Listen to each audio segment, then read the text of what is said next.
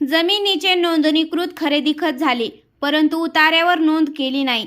जुना मालक म्हणतो उतार्यावर नाव माझे आहे, मीच मालक आहे असे म्हणून हरकत करतो, तर त्या जमिनीचा खरा मालक कोण? तर आजच्या व्हिडिओच्या माध्यमातून खरेदी खत महत्त्वाचे की सातबारा हे समजून घेऊया। तर खरेदी खत आणि सातबारा यातील फरक समजून घेण्यासाठी आपण एक उदाहरण पाहूया।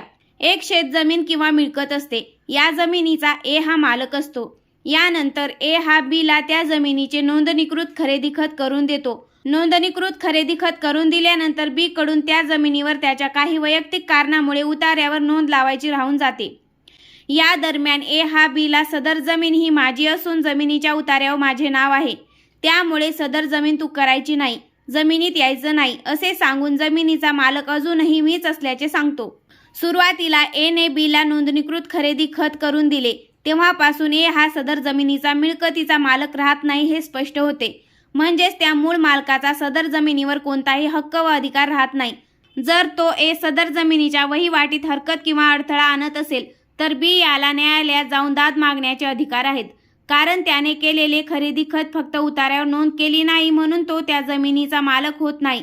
असे होणार नाही, कारण जे झालेलं खरेदी खत आहे ते रजिस्टर खरेदी खत आहे आणि रजिस्टर खरेदी खताने तो मालक आहे।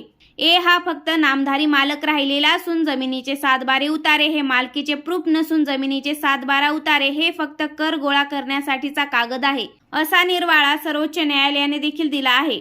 त्यामुळे एखाद्या जमिनीचे जर खरेदी खत झाले असेल आणि उतार्यावर नाव लावायचे राहून गेले असेल तर अशा वेळी संबंधित पूर्वीचा जमीन मालक अडथळा आणत असेल तर कोणत्याही न्यायालयामध्ये जाऊन त्याने हरकत अडथळा करू नये असा मनाईचा दावा त्याच्या विरुद्ध दाखल करू शकतो। तर दिलेली माहिती कशी वाटली कमेंट करून नक्की सांगा व चॅनलला सबस्क्राईब करा। धन्यवाद।